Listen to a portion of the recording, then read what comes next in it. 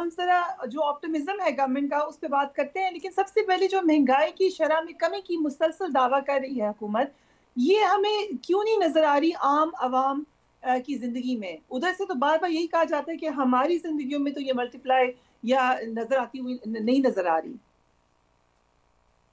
सो फरिया साहिबा, गुफ्तगू इस तरह से है कि पाकिस्तान में महंगाई के बढ़ने की शरह में कमी आई है। महंगाई नहीं कम हुई। हम्म।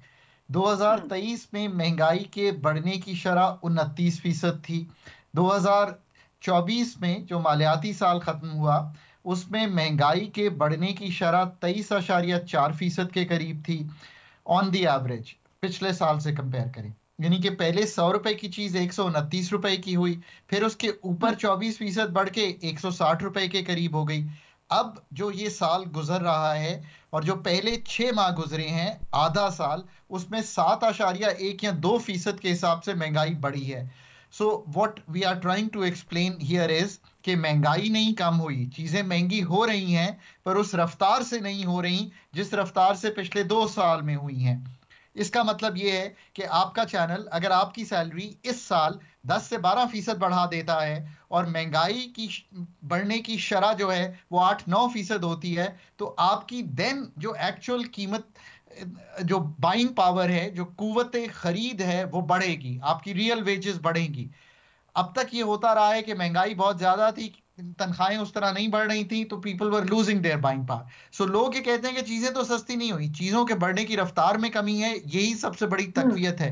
और ये इसलिए है कि आपकी आईएमएफ के साथ इंगेजमेंट है। उस इंगेजमेंट ने एक स्टेबिलिटी दे दी है, रिजर्व्स भी बढ़ गए हैं, बैरूनी खसारा भी संभल गया है, इंपोर्टेड इन्फ्लेशन भी इसलिए कम हुई है कि रुपया 278 के करीब स्टेबल है, और तेल की कीमत दुनिया भर में $90 नहीं है, बल्कि 72 अरब $72 पर बैरल या $73 पर बैरल के इर्द गिर्द है। ये है इस हम्म। वक्त माशी सूरत हाल मुल्क की। 2024 कदरे बेहतर था 2023 से, और उसकी वजह आईएमएफ की एंगेजमेंट, हमारी कंटिन्यूस ये अथॉरिटीज की भी ये कोशिश, Afghan transit trade, money changers, smuggling, कुछ लोकल जो खसारा है, जिसको आप एक्सपेंडिचर और जो हमारा हम लेते हैं टैक्सेस में, उसको कम करना, टैक्स में अच्छी बढ़ोतरी हुई, नए टैक्सेस 1500-1800 अरब के लगे। ये है एक तो ओवरऑल आप सूरत ये कह हाल रहे हैं मुल्क की कि इस अगर वक्त। गवर्नमेंट नजर आ रही है पॉजिटिव और प्राइम मिनिस्टर कह रहे हैं कि 2025 will be a good year, तो ये सस्टेनेबल ऑप्टिमिज्म होगा? So up next year, when we look into with a hopeful position, is the following. February मार्च में पहला चैलेंज आएगा कि आईएमएफ के साथ जो पहला रिव्यू है, जिसकी एक स्टॉक टेकिंग वो पहले भी कर चुके हैं जब वो अक्टूबर के माह में आए थे, तो पाकिस्तान कैसा परफॉर्म करता है। कई चीजें ऐसी हैं जो तशवीशनाक हैं, जिसका मतलब है टैक्स का हुजम, एग्रीकल्चर इनकम टैक्स ना लगना, और जो ओवरऑल देखा जाएगा, एक जायजा लिया जाएगा एनर्जी सेक्टर का भी, मॉनेटरी टारगेट्स का भी, तो हम हम्म। देखेंगे कि क्या रिव्यू पेश होता है। वो पहले 6 माह का हुकूमत को वो रिव्यू कंप्लीट करना है। तो जो स्टेबिलिटी की गुफ्तगू हम और आप और अथॉरिटीज कर रही हैं, वो फिर सीमेंट हो जाएगी, यानी कि वो आप उसको सॉलिडिफाई कर देंगे कि अब आईएमएफ की पहली ट्रांश आ गई थी, अब दूसरी ट्रांश भी आ गई है, और आईएमएफ सब्सक्रिप्शन चल रहा है, मुल्क स्टेबल है, ग्रोथ हालांकि स्लो है। फिर आप कह सकते हैं कि अगले 6 माह कंफर्टेबल गुजरेंगे। पर यह भी याद रखिए कि ये स्टेबिलिटी पिछले 10 साल में 2013 में भी आई थी, 2019 में भी आई थी। The common denominator was the IMF engagement. ये 2024 में भी वही डिनोमिनेटर है जिसने आपको स्टेबिलिटी दी है। अब राइट। आपको वक्त और स्पेस मिल गया है कि आप फंडामेंटल काम करें।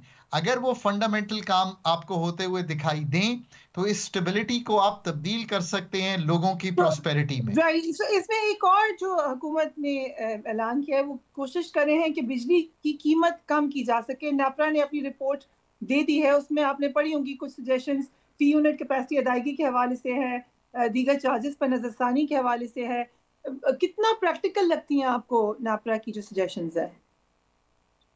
परिया साहबा, एक तो गुफ्तगू इज द फॉलोइंग कि पाकिस्तान की जो बिजली का सेक्टर है वो पूरा तंजीम नौ मांगता है। ये बिल्कुल क्लियर रहे इस बात पे, जिसका मतलब प्राइवेटाइजेशन भी है, रेगुलेशन को भी ठीक करना है, ऑपरेशंस को प्राइवेट सेक्टर में रखना है, जो एनटीडीसी का निज़ाम है बिजली कैरी करने का उसको भी ठीक करना है। In the short run is the following वे, ये बड़ा आसान है। 3 रुपए 28 पैसे डेट सर्विसिंग सरचार्ज है, आपके बिल में आता है, इसको संभाल लीजिए। जीएसटी, एडवांस इनकम टैक्स, इन सब को मिलाएं और इस चीज को मिलाएं तो 10 से 15 रुपए आप यहाँ पे निकाल सकते हैं अगर आप निकालना चाहें। इसी तरह 1 से 3 रुपए का गैप है अगर आप आईपीपीज के जो मुआहदे हैं उनसे फायदा उठाना चाहें। अगर आप एफिशिएंटली बिजली बनाएंगे तो जो कॉस्ट ऑफ प्रोडक्शन है यानी कि मेरिट ऑर्डर ठीक रख के चलाएंगे तो उसको भी बचाया जा सकता है। अगर आप इन सब चीजों को इन द शॉर्ट रन करें, पीटीवी की फीस है 35 रुपए, एक्साइज ड्यूटी है, एक्स्ट्रा सेल्स टैक्स है, इन सब चीजों को अगर आप इन द शॉर्ट रन करना चाहें तो जरूर कर सकते हैं और एक बिजली की कीमत में इन द शॉर्ट रन खातिर खा कमी दिखाई दे सकती है। पर इन द लॉन्ग रन जब तक तंजीमें नौ करके एक कंपेटिटिव एनर्जी सेक्टर पाकिस्तान का नहीं बनाएंगे तो ये उस तरह उस्तवार नहीं हो सकता, ये चीजें फिर सर उठाएंगी। ये एक ऐसी चीज है, टेलीकॉम सेक्टर को देखें, बैंकों को देखें, डीरेगुलेट करना, लिबरलाइज करना, कंपेटिटिव मार्केट बनाना। 11 साल से मैं सुन रहा हूं कि एक कंपेटिटिव एनर्जी मार्केट बननी है, गैस सेक्टर को भी इसी तरह करना है। हमने इजाजत देनी है कि एक प्रोड्यूसर से लेकर एक बायर तक हुकूमत बीच में से निकल जाए और व्हीलिंग चार्जेस वो खुद इंटरैक्ट कर सकें। जो डिस्कोज हैं उनको रिटेल लेवल पर प्राइवेटाइज करना, इन अपने गवर्नमेंट के हाथ से निकालना, ये हैं असल काम जो होने वाले हैं। अब अगर शॉर्ट रन के काम भी, और आखिरी बात इंपॉर्टेंट ये है यार, बिजली बेचनी पड़ेगी। 43,000 मेगावाट बिजली लगी हुई है मुल्क में। बिजली महंगी इसलिए है कि उसकी जो कैपेसिटी कॉस्ट है वो देनी पड़ रही है, पर वो बिजली चूंकि बिक नहीं रही है तो पर यूनिट कॉस्ट बहुत ज्यादा है। इसके लिए आपको ये 2-3 माह का प्रोग्राम, दिसंबर जनवरी का तो ठीक है कि आप कहें कि जी हम कम नरखों पे बिजली देते हैं एक्सेसिव, आपको बहुत ही थॉट प्रोसेस टैरिफ का रिफॉर्म करना पड़ेगा। ये वो टैरिफ है कि जैसे मैं बिजली ज्यादा इस्तेमाल करता हूं टैरिफ बढ़ता है, आपको सोचना पड़ेगा कि इसमें से निकलना है। अब ये बड़े प्रोफेशनल काम है। मैं बार बार कहता हूं कि you need a team which is doing energy sector surgery। और एनर्जी को, आखिरी बात यह है, बिजली, गैस, पेट्रोलियम, वाटर, इनको अलग-अलग ना सोचिए। आपको एनर्जी को एक जामे एनर्जी मिनिस्ट्री बनाकर, एक जामे एनर्जी रेगुलेटर लाकर और प्राइवेट सेक्टर को ऑपरेशंस में लाकर हैंडल करना पड़ेगा। अगर नहीं करेंगे तो जो पाकिस्तान का ग्रोथ रेट है वो कभी भी ठीक नहीं हो सकता।